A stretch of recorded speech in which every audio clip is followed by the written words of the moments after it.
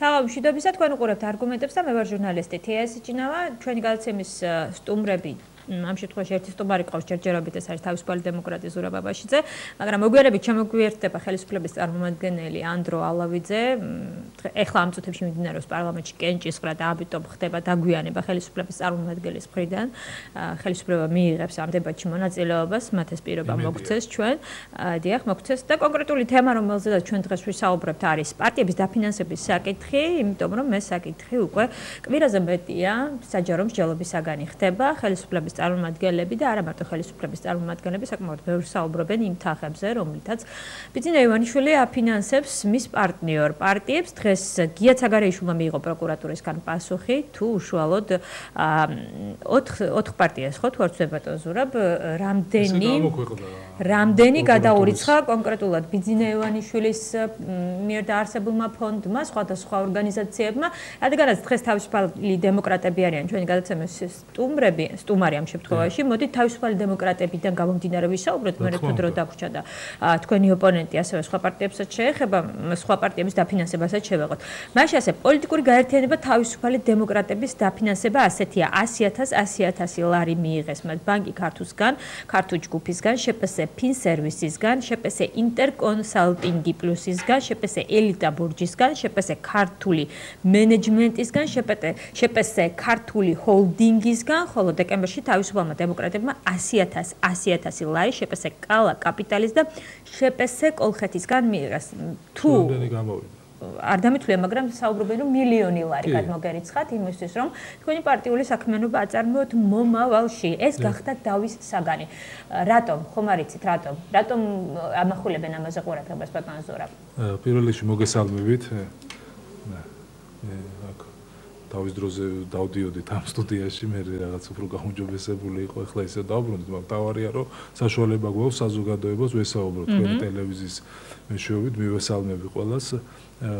მე არ ფიქრობ, რომ აქ რაღაცა უბრალოდ აჟიოტაჟი შექმნა იმ მომენტმა, როდესაც ხელისუფლებამ თავისთავად შეშინებულია და ბუნებრივია ცდილობს რომ რაღაცნაირად თავი გამოიყვანოს მდგომარეობიდან, რომ მათ თითქოს არ ეშინიათ და ასე შემდეგ და რაღაცა არგუმენტების სახით ახლა თვითონ ცოტა ხანი გაჩუმდნენ და წინა პლანზე წამოუწიეს მისი სატელიტი პარტიების წარმომადგენლები და პიროვნებები, რომელსაც უფრო მეც ალაპარაკი. ამ შემთხვევაში პირველ რიგში გულისხმობ ბატონ თორთლაძეს, რომელიც არის შეიძლება ესე დავარქვათ რადიკალური ღვთაერთიანი ნაციონალური მოძრაობის, რომელიც ხშირად აღშენს. ეს არის ნაციონალურ მოძრაობაში.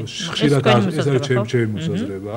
შეიძლება არის კიდევაც და არც ვიცით რა ვიცი. ცეთი რამეც ხდება? რა თქმა უნდა, და ქრისტიან დემოკრატიული მოძრაობა, რომელიც ასევე ძალიან მკვეთრად აღჟღერებს ამ პოზიციას. მოდით ესე ვთქვათ, ქრისტიან დემოკრატებისგან ესეთი მკვეთრი საუბარი ფულის წარმომავლობაზე, ბიძინა ივანიშვილის ფულის წარმომავლობაზე არ ყოფილა. მე არ მსმენია ყავს. ძალიან ხშირად ისინი ძალიან ხას უსვამენ და საუბრობენ. ეს არის რეალურად შიში იმისა, რომ დღეს აბსოლუტურად შეცვლილია ქვეყანაში პოლიტიკური ვითარება, რაც ბატონ ივანიშვილი გამოჩნდა ქართულ პოლიტიკაში და როდესაც მან შეარჩია თავისი პარტნიორები. ეხლა ეს რეალობაა, ამ რეალობას ვერ გავექცევით, თვალებს ვერ დახუჭავთ.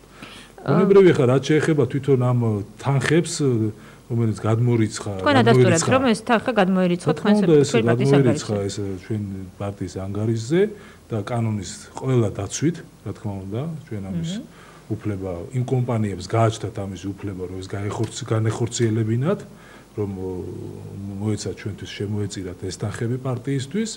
ჩვენ უფლება ქონა ამ თანხების მიღება ყველანაირი კანონის დაცვით და ასევე ჩვენ ყველა კანონის დაცვით გვევალება რომ წარმოვადგინოთ შემდეგ ანგარიში თუ როგორ დავხარჯოთ ამ თანხებს.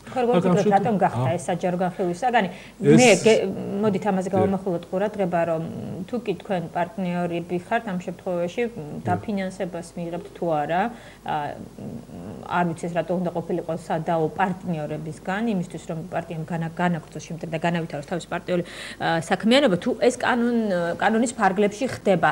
მაგრამ იმაზე მოხდა თუ არა რაიმე სამართალდარღვევა, ამაზე ხელისუფლებაც არ ამახვილებს ყურადღებას. უბრალოდ ისინი აქცენტს აკეთებენ, რომ აი ამ პარტიებმა შემოწირულობის სახით მიიღეს ბიძინა ივანიშვილისგან თანხები და სწორედ ფინანსური ინტერესი იზიდავს მათ ბიძინა ივანიშვილთან. ეს ამაზე გაკეთა ხელისუფლების მხრიდან აქცენტი. სხვა პარტიების მხრიდან არაზე გაკეთა აქცენტი, ამას ცოტა მოგვიანებით მოგახსენებ. კი, ვისაუბროთ ყველაფერზე. აქ იმიტომ მოვედით, რომ ყველა თემაზე ვისაუბროთ და ძალიან კარგი იქნება, რომ ოპონენტიც მალე შემოგვერთდეს, იმიტომ რომ მათგან მინდა მოვისმინოს ზუსტად ის საუბრები, რაც მე ვეხსმის ბოლო დღეების განმავლობაში, ახლა მე მგონი აქ არავინ არა ვარ ციდან ჩამოვარდინლები და დამეთანხმებით რომ ყველა საქმიანობას, მათ შორის პოლიტიკურს, პარტიულს სჭირდება თანხები. და ჩვენ როდესაც საუბრობთ იმაზე, რომ ჩვენ ვაშენებთ ჩვენ პოლიტიკურ მანქანას, ამ შემთხვევაში პარტიულ ინფრასტრუქტურას, ამას სჭირდება შესაბამისი თანხები, სჭირდება უამრავი ინფრასტრუქტურის გამართვა, არა მარტო თბილისში, არამედ მთელ რეგიონებში და ბუნებრივია ეს არის თანხებთან დაკავშირებით. აქ გასაოცარი და რაღაცა წარმოუდგენელი, რომ სოფლიო ისტორიაში პირველად მოხდა ის, რომ გარკვეულმა კომპანიებმა იურიდიულმა პირებმა დააფინანსეს პოლიტიკური პარტია, მე მგონი აქ არ მოხდა რა პირველად საქართველოში. ეს კომპანიები არიან სხვადასხვა კომპანიები. მაგრამ ხელისუფლება ვარაუდობს, რომ მათ უკან ერთი პირი შეიძლება იდგეს. ეს ვივარაუდონ, არ არის ამაშიც პრობლემა, ერთი პირი იდგეს, შეიძლება სხვადასხვა პირები დგანან. ყველა კომპანიას ყავს თავისი ხელმძღვანელობა, თავისი მენეჯმენტი და ასე რომ ამ კომპანიებმა გადაწყვიტეს რომ თავისუფალი დემოკრატებისთვის შეეძირათ თანხა, რომელიც საჭიროა ჩვენთვის, რომ მოვემზადოთ არჩევნებისთვის და შენ არჩევნებში დავამარცხოთ ერთიანი ნაციონალური მოძრაობა, რომელიც ამ შემთხვევაში მინდა ხაზი გავუწო და პარალელი გავულო იმასთან დაკავშირებით, როდესაც ერთიანი ნაციონალური მოძრაობა ამ კომპანიებმა მართლა გუწველად შემოწირეს ჩვენ პარტიას თანხა, იმიტომ რომ ჯერათ რომ ეს საქმე არის სწორი და უნდა გამარჯვებისკენ უნდა ვიაროთ, მაგრამ მე შემიძლია გითხრათ, როდესაც ერთიანი ნაციონალური მოძრაობა როგორ ძალავს სხვადასხვა იურიდიულ პირებს თანხებს.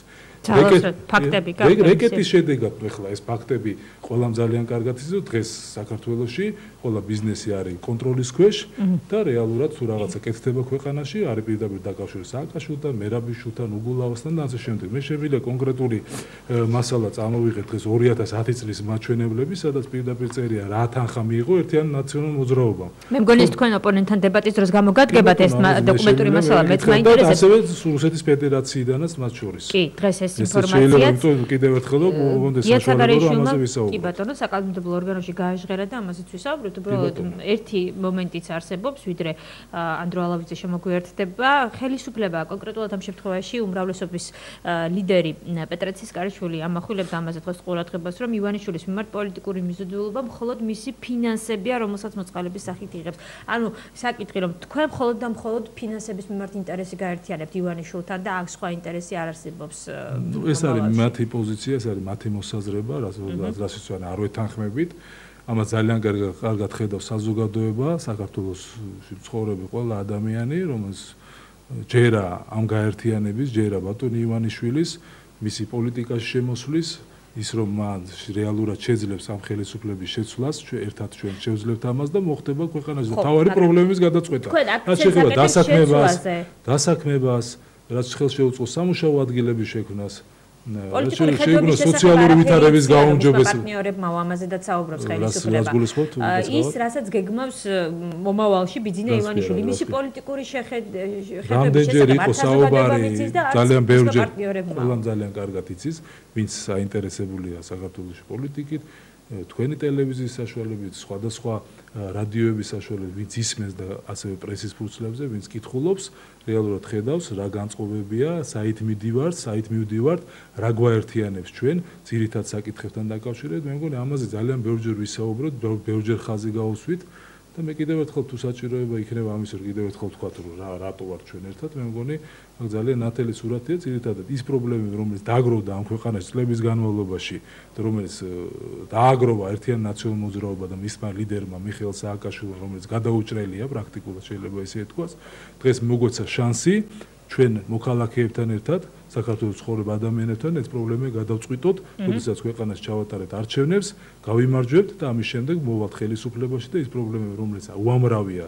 არის უამრავი დაუსაქმებელი ადამიანი, სოციალურად დაუცველი 1.8 მილიონ ადამიანი, 800,000 პენსიონერი, მათი პრობლემების გადაწყობა დაიწყება ეტაპობრივად. ეს პროგრამულად არის გაწერილი? უკვე არის. ეს პროგრამული ჯგუფები მუშაობს, მიმდინარეობს ამას ყველაფერი იქნება ძალიან ნათელი უახლოეს პერიოდში, რომელიც იქნება წარმოდგენილი ეტაპობრივად, როგორც ჯანდაცვის კუთხით, ეკონომიკის, სამართლებრივი საკითხების თვალსაზრისით და ეს ძალიან ნათელი და ძალიან სერიოზული ჯგუფები მუშაობენ ამასთან დაკავშირებით. მინდა გითხრათ ეს. როდესაც ფინანსებზეა საუბარი, ძალიან კარგად იცის. კი ბატონო, როდესაც ფინანსებზეა საუბარი, მის წარმომავლობაზე უფრო მეტი ყურადღება მახვილდება, ვიდრე თავად სხვა საკითხებზე. წარმომავლობაზე ვსაუბრობთ რუსულ ფულს, რაზეც აქცენტს აკეთებს ამ შემთხვევაში. გია თორთლაძე, რომელიც თქვენ დაასახელეთ, ეროვნულ დემოკრატებმაც მე მგონი გააკეთეს ამაზე დღეს განცხადება, რომ ეს კომპანიები რომელიც ჩამოთვლილია აგრძელებს ბიძინა ივანიშვილი საქართველოსიო, მათ ესეთი განცხადებაც გააკეთეს.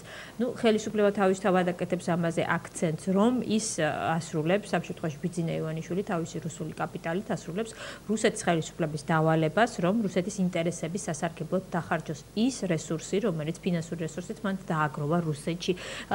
ამაზეა საუბარი და ამ ფინანსებს იღებთ თქვენ ხელისუფლების ვარაუდით. აქ პასუხი ძალიან მარტივია და მართლა ბევრს არ ვაპირებ ამაზე ვისაუბრო. ძალიან ნათლად ჩანს იმ ჩამონათვალში იმ კომპანიების სახელწოდებები, იმ კომპანიების დაფუძნებლებიც, ყველაფერი ძალიან ნათლად და კარგად იცის ხელისუფლებამ, საზოგადოებამ, თუ ეს არანაირად არ არის დაკავშირებული რუსეთთან და FSB-სთან, იმიტომ რომ იგივე ეს კომპანიები ცნობილია ბატონო ზურა, კომპანიების რა თქმა უნდა, ყველა კომპანიას აქვს თავისი ხელმძღვანელობა, დაფუძნდება და ასე იურიდიული და ისინი ყველანი კავშირშია ბიძინა ივანიშვილთან? ეს კავშირშია თუ რა, ეს ყველაფერი ისევ იმათ უნდა ვკითხოთ, ვისაც ძალიან ესე აინტერესებს ეს საკითხები. რაც მინდა თავარი გითხრათ. ეს ის კომპანიები, რომელიც სახელმწიფოს ედგა გვერდში წლების განმავლობაში. ბიძინა ივანიშვილის ხელმძღვანელობით, მოდით ესე ვთქვათ, რომელიც აღშენებლობით იყო დაკავებული ქვეყნის და რომელიც გააგრძელებს ამ საქმიანობას, აქ გულისხმობთ ჯარს, პოლიციას, უამრავ სახელმწიფო მოხელეს, სხვადასხვა ინფრასტრუქტურულ პროექტებს, უამრავ საკითხებს, რომელიც მისი მონაწილეობით და მისი ძალისხმევით არის გადაწყვეტილი. და ეს კომპანიები იყვნენ სწორედ ამ პროცესებში ჩართული თავისთავად და ეს მისი პარტნიორები არიან და ასე ვთქვათ. აქედან გამომდინარე, მაშინ რატო არ დაისვა ეს შეკითხვები სხვადასხვა ჩვენი ოპონენტების მხრიდან, როგორც ხელისუფლების პირველ რიგში, ისევე მისი სატელიტი პარტიების, რომლებიც იგივე იდეოლოგიით და იგივე მოსაზრებებით გამოდიან, მაშინ ეს არ იყო რუსეთთან და ხელმოქმედებაო, ესეთი არგუმენტიც მოგვისმენია ბატონო ზურაბ, ეს იყო ხელმოქმედება. FSB იყო დაკავებული ქვეყანაში ხელმოქმედებით, მაშინ ესე ვთქვათ. მაშინ უნდა ვთქვათ, რომ FSB იყო დაკავებული საქართველოში ხელმოქმედებით და საქართველოში ქვეყნის აღშენებლობას, ქვეყნის ჯარის განვითარებას, პოლიციის, სხვადასხვა ინფრასტრუქტურული პროექტების მშენებლობების და ასე შემდეგ FSB მონაწილეობდა როგორც ხელმოქმედი. ნუ ახლა ჩვენ აბსურდში გადავალთ და ეს არასერიოზული თემა. თვითონ ხელისუფლებას არ ეჩვენება ეს არასერიოზული. არასერიოზული თვითონ ხელისუფლება, როდესაც ესეთი არგუმენტებით გამოდის, არასერიოზული ხელისუფლება, იმიტომ თვითონ ძალიან კარგად იციან რომ ეს ესე არ არის. ეს არის პროპაგანდისტული მანქანა, რომლითაც უნდა საზოგადოება შეიყვანოს შეცდომაში, ამით და უთხრა ვიცით რა, რომ ივანიშვილი არის რუსეთის აგენტი, რომ ალასანიას რუსეთის აგენტია და მთელი რაღაცა კონგლომერატია რუსული და პუტინთან ვარ დაკავშირებული. ეს არის სრული აბსურდი და თვითონაც ძალიან კარგად იციან რომ ეს არ არის, უბრალოდ თავიანთი პროპაგანდისტული მანქანით კიდევ ერთხელ უნდა საზოგადოება შეცდომაში შეიყვანოს, რაც ასე არ მოხდება. დამეწმუნოთ, იმიტომ ეს ესეა, ხალხმა ძალიან კარგად იციან რა არის ამ ქვეყანაში გაკეთებული, ვინ გააკეთა ეს ყველაფერი, ვინ შრომობს, ვინ უნდა დასაქმდეს, ვინ იქნება ამის ხელშეწყობი, როგორ უნდა გადაწყვეტოს უამრავი საკითხები, რომელიც დაგროვილია ამ ქვეყანაში და ეს ხელისუფლება რომ ვერ გადაწყვეტ ამას და ველოსიპედების სიარულით და იმ საკითხების გადაწყვეტა, როდესაც მიდიხარ შენ და ხანში შესულ ადამიანებს ელაპარაკები თურმე კვილები აღარ აქვთ, ხალხს რეალურად არ აქვს, იმიტომ რომ მიზეზი რა არის, იმ რო არ აქვთ იმ ადამიანებს კვილები, დიაბეტი ქონდა იმ ხალხს. იმაზე კი არ იფიქრა იმ დიაბეტი როგორ ემკურნალა მისთვის. არამედ უთხრა რომ ჩვენ კვილებს გაგიკეთებთ. ის უნდა ვიფიქროთ ჯერ იმ პრობლემები, რომელიც ჯანმრთელობის დაუგვერდა ამ ხალხს წლების განმავლობაში და არ აინტერესებდა ხელისუფლებას ამდენი ხნის განმავლობაში მიხეილ სააკაშვილი. პირველ რიგში ეს უნდა გადაჭრას მან და ეს არ გააკეთა რეალურად და არ აინტერესებს. ეს არის ყველაფერი ფასადი თავიდან ბოლომდე. ბილების პროგრამაზე ამას კიდევ დაუბრუნდებით ჩვენ და როგორ უნდა აშენოს ქალაქი ლაზიკა. ძალიან ბევრი საოცრებებში ცხოვრობთ. ის ცხოვრობს საოცრებებში, ჩვენ არ ჩვენ რეალურ ქვეყანას ვაშენებთ და ავაშენებთ მომავალში, იმიტომ რომ FSB-ს მონაწილეობაზე ბატონო ზურაბ არც ხელისუფლება აცხადებს, ესე ხელდასმით ერთი ხელისმოსმით მოდით ესე რომ ვთქვა. მისი ტელევიზიები ამას ყოველდღე გივით არგამაძე ძალიან გამოჩნდა, კი ბატონო გამოჩნდა. ძალიან გაგვიხარდა ყველასა დავინახეთ. გაგიხარდათ? და ტელეეკრანებში ძალიან გაგვიხარდა. მოგვენატრა ალბათ საზოგადოება შეიძლება ესე ითქვას. ხუმრობით რა თქმა უნდა. გივით არგამაძე გამოჩნდა და ის საუბრობდა იმაზე, რომ პირდაპირ ესეთი ინფორმაცია ბიძინა ივანიშვილის რუსეთის FSB-სთან კავშირზე, კონკრეტული ინფორმაცია მას არ აქვს, ამიტომ ისინი არც ეკრება, იმიტომ რომ არ არის ეს.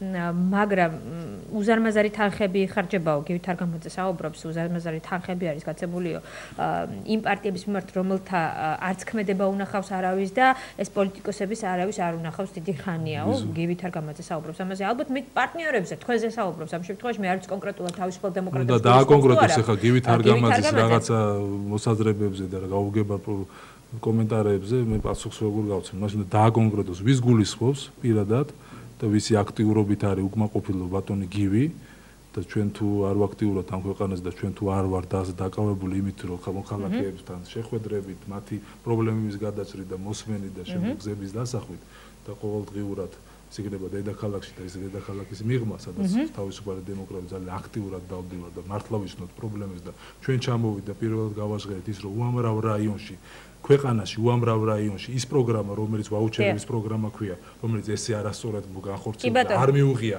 ათასობით ადამიანს სწორად ამაზე ილაპარაკოს გივით არგამაძემ როგორ არასრულებენ თავიანთ დაპირების მოქალაქეებს მისი თანაგუნდელი გივით არგამაძის თანაგუნდელი შემოგვიერთდება ახლა რეკლამის შემდეგ მე შემატყობინეს რომ ის უკვე მოვიდა პარლამენტიდან რეკლამა და რეკლამის შემდეგ ანდრო ალავიძე და ზურაბ ბაბაშიძესთან ერთად აგიბრუნდებით დაგვალავდეთ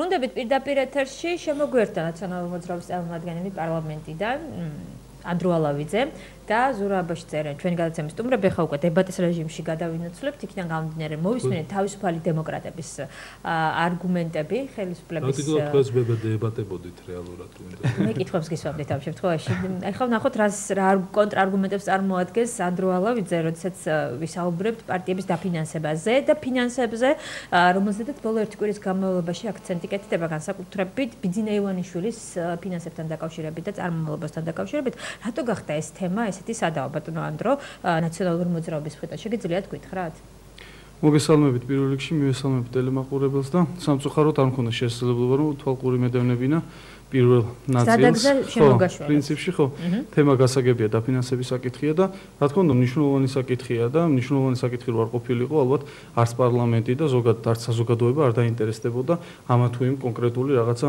ცვლილებებით რაც თქვათ პარტიების დაფინანსებას ეხება რახან მნიშვნელოვანი საკითხია თავისთავად ჩვენთვისაც მნიშვნელოვანია რომელი სუბიექტები ვის აფინანსებენ რა ფორმით აფინანსებენ ეს ზოგადად ყოველთვის საზოგადოებრივი განსჯის საკითხი არის და ამას ცხადყოფს ის ფაქტიც რომ დღეს ჩვენ განვიხილეთ პარტიების დაფინანსების საკითხი სწორედ და ჩვენთვის მნიშვნელოვანია და პირველ რიგში ხაზი მინდა გაუსვა კონკრეტული რაღაც პროცედურები არსებობდეს თუ ვინ აფინანსებს როგორ აფინანსებს რა ფორმით რაოდენობით იმიტომ რომ ამაზე დგას ზოგადად ვიძახი პოლიტიკური უსაფრთხოების საკითხი იმიტომ რომ თქვენ იცით არის მთელი რიგი შეზღუდვები თუ ვის არა აქვს უფლება კონკრეტულ რაღაც დაფინანსების განხორციელება თუმცა ალბათ თქვენ ამ შემთხვევაში გულისხმობთ კონკრეტულად იმ ფაქტს რომელიც ბიძინა ივანიშვილთან იყო დაკავშირებული თავისთავად რა თქმა უნდა ამ შემთხვევაში რამდენადაც ვიცი დღეს კანონი ჯერჯერობით არ გრძალავს ასეთ მსგავს დაფინანსებას რამდენადაც ვიცი ეხლა ჩვენ დღეს რომელი პროექტიც განვიხილეთ რეალურად რომელიც ვენეციის კომისიის მიერ იყო ესე იგი მოწონებული და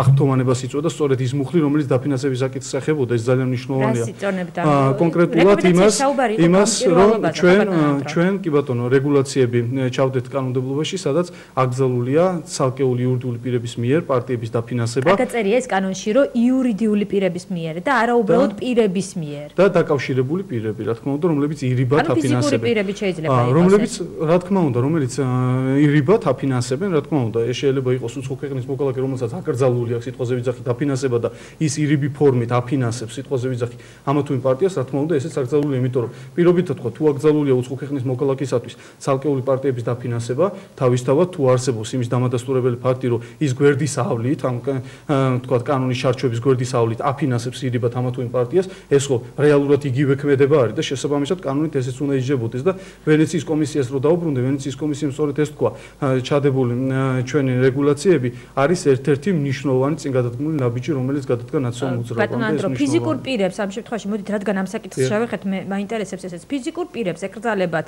60000 ლარზე მეტის დაფინანსება შემოწირულიუს კი ბატონო მანამდე დაიწყო და მათ აქვთ უფლება საკუთარი პოლიტიკური სიმპათიების დაფიქსირება საჯაროდ? რა თქმა უნდა, როგორ არ აქვთ. ეს მათი ნება და ეს წერია კარგად კანონში. შეიძლება ეს ცალკეულად არ ეწევს, მაგრამ ადამიანი რომელიც იღებს გადაწყვეტილებას, რომ დააფინანსოს პირობითად ვიძახი, სიტყვაზე ვიძახი 60000 ლარის ოდენობით, თქვენ იცით, რომ 40000-ზე მეტით, თქვათ, როდესაც შემოსავლით ადამიანი ეს არის გასაჯაროებული, პირობითად ვიძახი და ამაზე დეკლარაციას ყოველთვის ადგენს ნებისმიერი ესა თუ ფიზიკური პირი და რა თქმა უნდა, თუ მას სურს რომ გაასაჯაროოს ეს მოვლენა, მას შეუძლია გაასაჯაროოს. თუმცა კანონით ჩვენ პერსონალური ინფორმაციის იმ ინფორმაციის, რომელიც არ აქვს უფლება რომ გავასაჯაროთ, რა თქმა უნდა, კანონში ამას ვერ ჩავწერთ, იმიტომ რომ კონსტიტუცია მე ეს კითხვა სპეციალურად იმიტომ დავსვი, რომ დღეს ერთ-ერთ გადაცემაში რადიოაქტიურ საათში ახალგაზრდა იურისტების წარმომადგენელი იყო ჩვენთან, რომელიც სწორედ ამ საკითხზე საუბრობდა, იმიტომ რომ კანონში არ არის გარკვევით მითითებული, რომ ფიზიკურ პირს იმ შემთხვევაში თუ ის დააფინანსებს შემოწირულობას გაიღებს ამა თუ იმ პოლიტიკური პარტიის მიმართ, სუბიექტის მიმართ, მას შემდეგ აქვს თუ არა საკუთარი პოზიციის საჯაროდ გამოხატვის საშუალება. კარგით, ამაზე ცოტა მოგვიანებით, როდესაც უშუალოდ ამ თემაზე გვექნება გადაცემა, მე აუცილებლად ვისაუბრებ. ეხლა გადავიდეთ იმ საკითხზე, იმიტომ რომ ხელისუფლება აქცენტს აკეთებს იმაზე, მე არ ვსაუბრობ ოპოზიციური პარტიების იმ ნაწილზე, რომელიც საკანონმდებლო ორგანოში ამახვილებს ყურადღებას ბიძინა ივანიშვილის მიერ ამ შემთხვევაში თქვენი ოპონენტის და მისი პოლიტიკური პარტიის დაფინანსებასთან დაკავშირებით რაიმე კანონი დაირღვა, როდესაც თავისუფალმა დემოკრატებმა მილიონი ლარი მიიღეს სხვადასხვა ფონდებიდან, რომელთა უკანაც შეიძლება იყოს ბიძინა ივანიშვილი, იმიტომ რომ ორი ფონდია, რომელიც დაარსებულია ბიძინა ივანიშვილის მხრიდან. ცალკეული იურიდიული პირების მიერ, როდესაც კეთდება შეიძლება შემოწირულობა, აქ ვინაიდან კანონი ამ წუთში, თქვათ, არ გრძალავს ამ ქმედებას, შეიძლება თითქოს არაფერია, მაგრამ როდესაც გვერდი კანონის გვერდისავლით, აი მაგალითად დღესაც ეკრძალება უცხო ქვეყნის მოქალაქეებს პოლიტიკური პარტიების დაფინანსება. ამ შემთხვევაში, როდესაც უცხო პირს ეკრძალება უცხო ქვეყნის მოქალაქეს ეკრძალება პოლიტიკური პარტიების დაფინანსება, თუ ამას ირიბი ფორმით განახორციელებს, ეს ხო რეალურად იგივე ქმედებაა, თქო, სწორედ ამას უბრუნდები. თუ ეს იგივე ქმედება არის, რეალურად ეს კანონდარღვევაა, რა თქმა უნდა, და პირველ ეხლა ჩემი გასჯადი არ არის, იმიტომ სამართალდამცავი ორგანოების შესასწავლის საკითხი არის ეს რა თქმა უნდა, მეორე საკითხია, რამდენად თქვათ სიტყვაზე სწორად ნაშოვნი ფული არ არის, იმიტომ ამაზე იცით თქვენ სერიოზული დებატები მიმდინარეობს რუსეთში ნაშოვნი FSB-ს მიერ თუ სხვადასხვა რა თქმა უნდა საკითხები იყო ამ დაფინანსების ირგვლივ, თუმცა მე არ მინდა უბრალოდ ამ ღრმა დისკუსიაში შევიდე და პოლემიკაში, ამას სამართალდამცავი ორგანოები რა თქმა უნდა შეისწავლიან და თუ კანონდარღვევას აქვს ადგილი, რა თქმა უნდა ამასთან დაკავშირებით საზოგადოება გაიგებს და ეს იქნება ცნობილი ყველასათვის. და ფულის წარმომავლობასთან დაკავშირებით თქვენ გაქვთ იგივე პოზიცია? არა, მე ვიცახი რომ ეს რა თქმა უნდა არაერთი პოლიტიკოსის მიერ დაისვა ეს საკითხი, რომ როგორი სწორად ნაშოვნი ფული არ არის ნაშოვნი და პოლიტიკური მიზანშეწონილობიდან გამომდინარე სიტყვაზე ვიძახი, რა თქმა უნდა ყველას აქვს უფლება შეაფასოს, რომ თქვათ რამდენად პირობითად თქვა ჭუჭყიან ფულს რო ეძახიან, ეგრეთ წოდებული ჭუჭყიანი ფულით იყო ეს დაფინანსებული. ამის განჟადობის საკითხი, რა თქმა უნდა, საზოგადოებას ამის უფლება აქვს და მათი ნება არის, რა თქმა უნდა, შეაფასონ ეს როგორი ფულით მოხდა დაფინანსება, სწორია თუ არა, რომ კონკრეტული პირი აფინანსებს პოლიტიკურ პარტიებს და რისთვის აფინანსებს, არის თუ არა ეს სწორი. ეს, რა თქმა უნდა, სხვა საკითხია, მაგრამ კანონთან დაკავშირებით, ასე რომ ვთქვათ, სუფთა ფულია სრულად. არა, მე ამ საკითხთან დაკავშირებით კომენტარის არ გავაკეთებ, რა თქმა უნდა, ეს ჩემი გადასაწყვეტი არ არის და კიდევ ერთხელ ვთქვი, რომ ამ საკითხთან დაკავშირებით მე კონკრეტულად ფულიანას დაფინანსების საკითხს გულისხმობ, დაფინანსების საკითხთან დაკავშირებით სამართალდამცავი ორგანოები შეისწავლიან და თუ რაიმე სახის სამართალდარღვევა არსებობს ამ საკითხთან დაკავშირებით, ეს გახდება საჯარო და ნებისმიერი საზოგადოების წევრი ამის თაობაზე გაიგებს. კაი, უცხო ქვეყნის მოქალაქე ალბათ ადამიანი, რომელიც ცხოვრობს რუსეთში, ხო ასეა? არა, ეს არის ადამიანი, რომელიც სარგებლობს იმ სტატუსით, რომელიც მიანიჭა უცხო ქვეყნის უცხო ქვეყანა. ეს არის მოქალაქეობის სტატუსი. ამას სპეციფიკური სტატუსი ქვია და რა თქმა უნდა, სხვადასხვა ქვეყნები ანიჭებენ სხვადასხვა ადამიანებს მოქალაქეობას. მე არ ვიცი, ამ შემთხვევაში ფრიდონ ქათამაძე რუსეთის მოქალაქე არის თუ არა, მაგრამ რუსეთის ფედერაციიდან არის. შეფასება პრომერი პლუსი, რომელიც 40000 ლარი აქვს გადმორიცხული ნაციონალური მოძრაობის ანგარიში, რომლის 100%-იანი წილის მფლობელი არის. მთლიანად ეხლა რო არის ანგარიჟებული ეს თემა, თავისუფალ დემოკრატებმა და სხვა პარტიებმა მილიონ ლარი მივიღეთ, მარტო ნაციონალურ მოძრაობამ 2010 წელს 12.667.503 ლარი მიიღო დაფინანსება სხვადასხვა იურიდიული პირებისგან. მათ შორის არის კიდევ არის შპს MGSS საქართველოს, რომლის 51% არის ასევე რუსეთის ფედერაციაში დაფუძნებული, რეალურად 10000 ლარია შემოწირო და სხვადასხვა უამრავი საკითხი ქათამაც. და მე რა მინდა ეკა გითხრათ და შემოპოვნეს ეხლა თავარი აქ თვითონ რაც რეგულაციები შემოვიდა კანონში, რომ იურიდიულ პირებს 1 იანვრიდან უკვე ეკრძალება, რომ პოლიტიკურ პარტიების დაფინანსება, აქამდე ეს საკითხი არ დამდგარა. აქამდე არ დამდგარა ეს საკითხი. პრობლემა არის ის, რომ რაც გამოჩნდა ბატონი ივანიშვილი ქართულ პოლიტიკაში, ამის შემდეგ მოხდა ის, რომ ერთიან ნაციონალურ მოძრაობას გაუჩნდა სერიოზული საფრთხე, რომ მისი ფული, მისი შესაძლებლობები იქნება მიმართული პოლიტიკაში და აქედან გამომდინარე შემოვიდეს რეგულაცია, რომელიც ერთის მხრივ შეიძლება გარკვეულად ვენეციის კომისიის რეკომენდაციები არსებობდა ამასთან დაკავშირებით, მაგრამ მაშინ არ ითვალისწინებდა ხელისუფლება ამ რეკომენდაციებს. როდესაც საფრთხე დაინახა, მაშინ მიიღო ეს გადაწყვეტილება, ხო? ეს რეალობაა და მე მგონი დამეთანხმებით თქვენც, იმიტომ რომ ეს ესეა. და აქედან გამომდინარე მე უბრალოდ მაკვირებს ის რომ აქამდე რატო არ იყო თქვა ეს გადაწყვეტილებები მიღებული. მე მგონი არ დაგეთანხმებათ ამ შემთხვევაში ნაციონალური მოძრაობის აქამდე რატო არ იყო? რატო კომისიის ეს რეკომენდაცია ბატონო კონკრეტული წელი შეიძლება ეხლა ვერ გითხრათ. დიდი ხანია ბევრი რეკომენდაცია რომ მუშაობდა სისტემატურად რა თქმა უნდა სხვადასხვა სამართლებრივ პროექტებს, როდესაც კონკრეტულ რაღაც შეთანხმებებს ვახცევთ, რა თქმა უნდა გავდივართ კონსულტაციას ვენეციის კომისიასთან და მათგან გვაქვს სხვადასხვა რეკომენდაციები, რომელთან დაკავშირებითაც შემდგომ იმართება მსჯელობები და შესაბამისად მე იღებს ჩვენი გუნდი გადაწყვეტილებას პოლიტიკურ პარტიებთან ან მათ გარეშე რაღაცა კონკრეტულ გადაწყვეტილებას. თუ თქვენ კონკრეტული წელი არ იცით ამ შემთხვევაში რომელიც წლიდან არსებობს ეს რეკომენდაცია მე შეფასებას გეტყვით თუ შეიძლება. იმიტომ რომ ამ ფინანსების გამჭირვალობასთან დაკავშირებით ძალიან დიდი ხანია არსებობს კითხვა ეხლა მე ზუსტად რაც ზურამ ძანა მინდა რომ ამ საკითხს დავუბრუნდე იურიდიულ პირების დაფინანსებასთან დაკავშირებით რო იყოს სწორედ ნაციონალური მოძრაობის შეიძლება ითქვას დიდი ნაწილი იყო იურიდიული პირების მიერ დაფინანსებული და ამას არ უარყოფ რა თქმა უნდა ეს ძალიან ღია არის დეკლარირებული არის და ასე შემდეგ მას შემდეგ არა კი და მას შემდეგ ვენეციის კომისიამ რეკომენდაცია მოგცა რომ იმის გამო რომ სტატისტიკით შეიმჩნევა ესეთი რამე რომ სხვა ოპოზიციურ პარტიები ძირითადად 90% ფიზიკური პირების მიერაა დაფინანსებული ხოლო ნაციონალურ მოძრაობას რაღაცა დიდი ნაწილი იურიდიული პირების მიერაა დაფინანსებული არის საფრთხე რომ რაღაც დისბალანსი არის და ამიტომ აიკრძალოს იურიდიული პირების მიერ პოლიტიკურ პარტიების დაფინანსება. იქიდან გამომდინარე ყოველთვის არის ეჭვი თუ ვინ ადგას ამ თქვა კონკრეტული იურიდიული პირების უკან, იმიტომ რომ ჩვენ თავარი მიზანი ხო ისა ხო არ შეიძლება რომ კონკრეტული იურიდიულ პირმა რამე პოლიტიკური ნება გამოხატოს. თვითონ თავის მხრივ იურიდიული პირი ხო არანაირ პოლიტიკურ ნებას არ ატარებს, ამას ფიზიკური პირები ატარებენ, ხო? იმაში რომ წლების განმავლობაში ეს არის ხო? არა, წლების განმავლობაში არა, წლების განმავლობაში არა. აი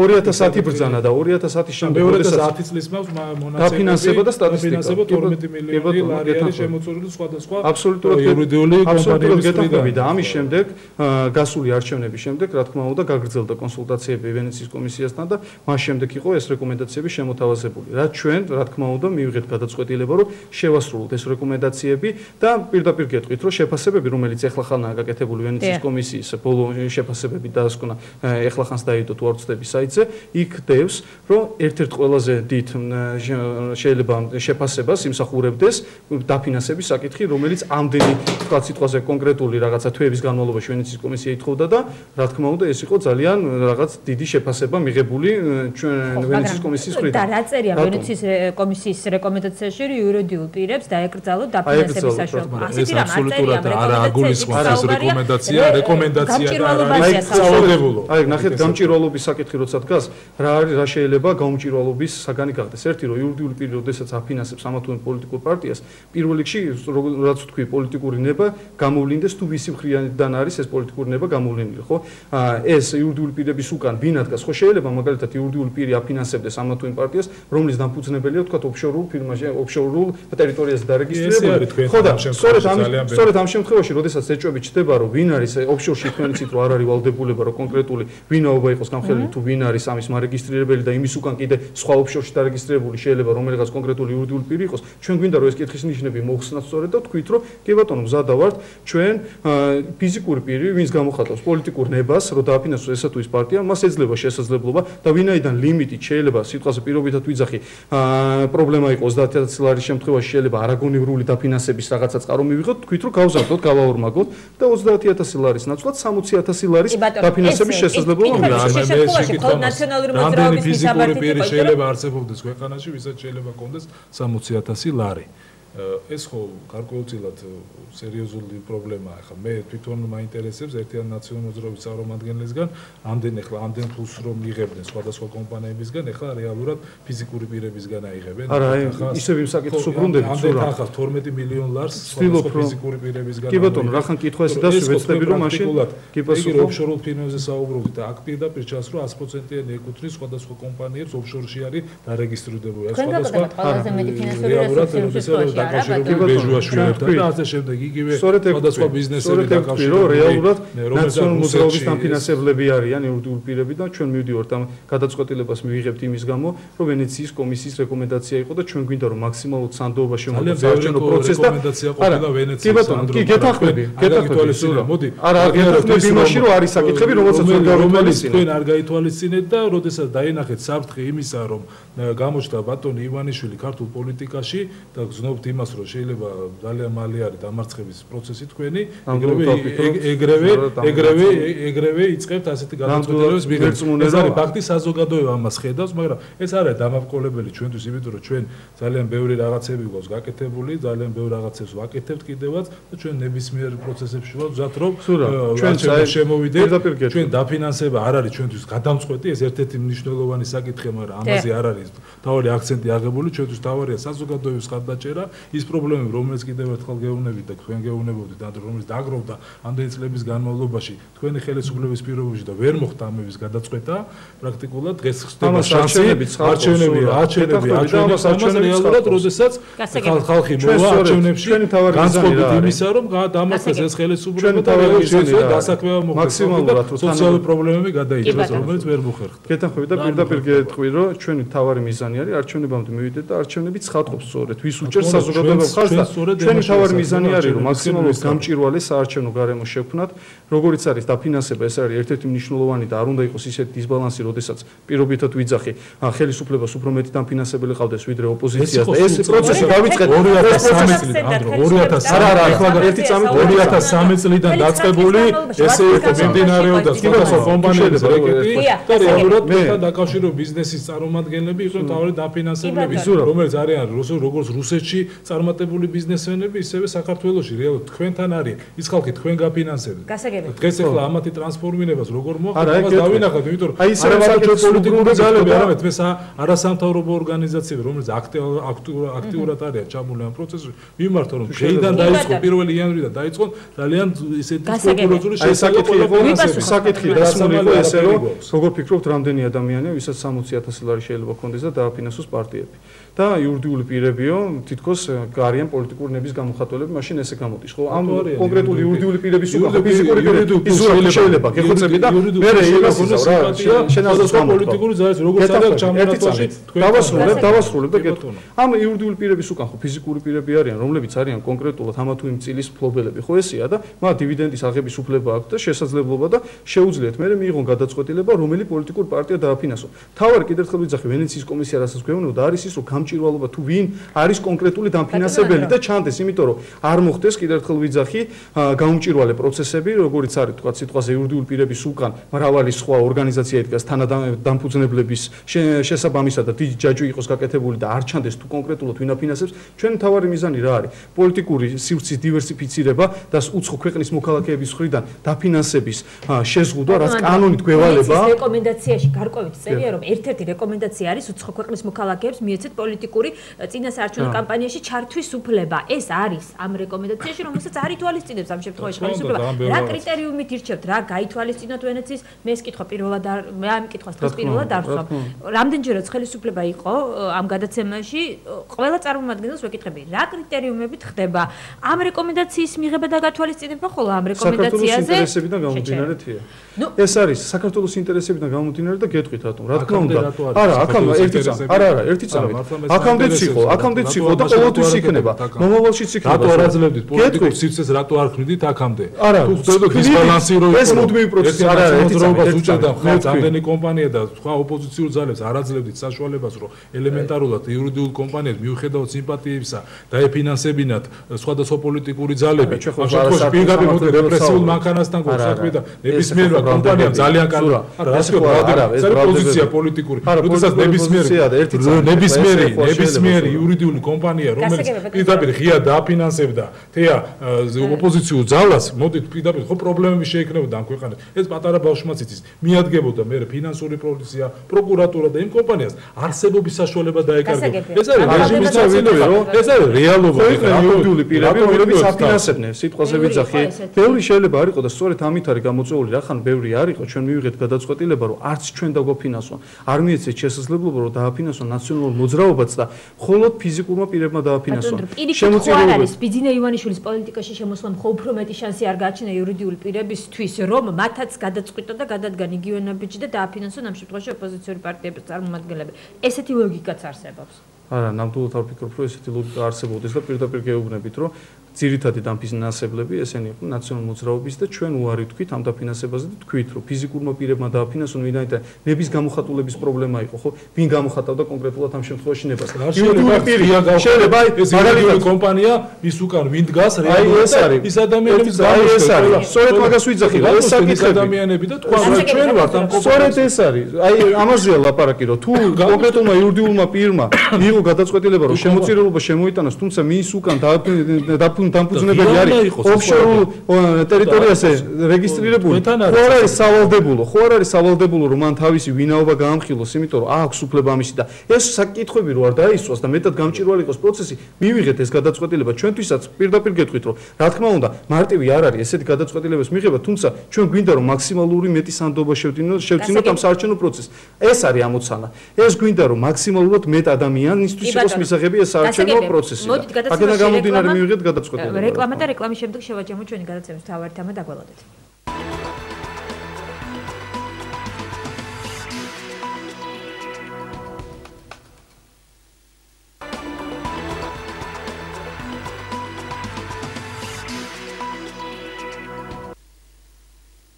პირდაპირ ეთერში ანდრო ალავიძე, ზურა აბაშიძე, ჩვენი გადაცემის სტუმრები, მე მაინტერესებს ბატონი ანდროსგან მივიღო ამ კითხვაზე პასუხი. ეთანხმებით თუ არა თქვენი თანაგუნდელების პოზიციას იმასთან დაკავშირებით, რომ ფინანსები, რომლითაც ამ შემთხვევაში აღიარეს, მოდით ესე ვთქვა. ძალიან ისეთი აღიარება მივეცით.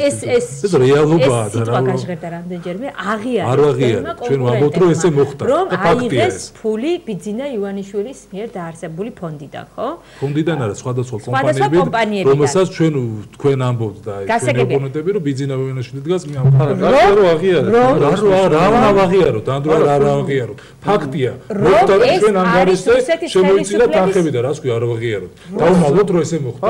ჩვენ თქვენგან განსხვავებით არ მალავთ. თქვენგან განსხვავებით არ მალავთ. არ მალავთ იმას, რომ ჩვენ რომ მივიღეთ ჩვენ თანხა პოლიტიკური საქმიანობისთვის ჩვენი პარტიის გასამართი მაგალითად რომ გავიგოთ, ხო გაინტერესებს. რა უნდა აღიაროთ ან რა უნდა დავუმალოთ.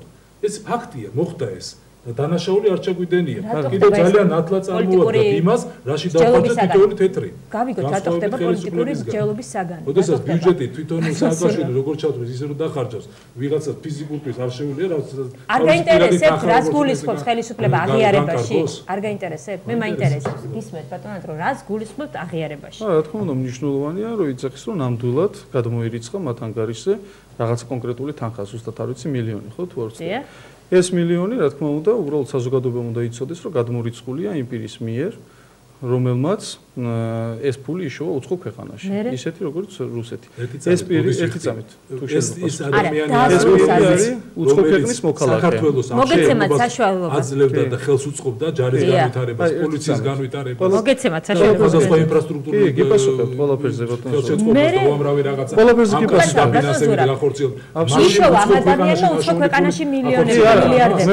ქვეყანას რო ხელს უწყობდა. კი არა, რა თქმა უნდა. მაგაზეც ვიქნები. აბსოლუტურად გეთანხმებით, თუმცა კიდევ ერთხელ ვიტყვი, რომ კანონი გვიგრძელავს უცხო ქვეყნის მოქალაქეების მიერ კონკრეტული პოლიტიკური პარტიების დაფინანსებას. ეს ფაქტია, ხო? ეს არის ფაქტი. ხო, არა, თქვენ თქვით, რომ ნამდვილად ესე იგი გადმორიცხული არის თქვენს ანგარიშში მილიონი, ოღონდ ირიბად ფაქტიურად, ხო? კომპანიები არის, რომელიც არსებობდა საქართველოში რეგისტრირებული, ყველაფერი იურიდიული კანონის დაცვა. ესე იგი, ბატონო ზურაბ, თქვენ უარყოფთ, რომ ბიძინა ივანიშვილის მიერ მიიღეთ დაფინანსება? ბიძინა ივანიშვილი სად ჩანს, ახლა მაშინ ხო, ანუ არ ჩანს, მაგრამ მიიღეთ თუ არა? ბიძინა ივანიშვილის საჩას. რატომ არ იძახი? ეს კომპანიებს გაუჩნდათ სურვილი ბიძინა ივანიშვილისგან გარეშე რომ მე იურიდიულად სად გაჩნდა ის რომ ეს არის ბიძინა ივანიშვილი.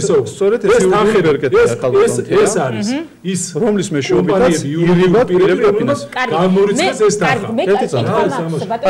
ფაქტია ბეჟუაშვილებმა რომელსაც ყველა საკითხი დაარჩეს სხვადასხვა კომპანიები შპს საქნახში და ეს ჩამონათვალია 400,000 ლარია შემოცირული ბატონო მე მაინტერესებს ბეჟუაშვილი საქართველოს მოქალაქეა ბატონო და ბიძინა ივანიშვილი არ არის მოქალაქე არ წავართვით და პირდაპირ თუ გნებავთ მოქალაქე თქვენ წავართვით ბიძინა ესეთ რეჟიმში უბრალოდ საუბარს ბიძინა ივანიშვილი არ არის საქართველოს მოქალაქე ბეჟუაშვილია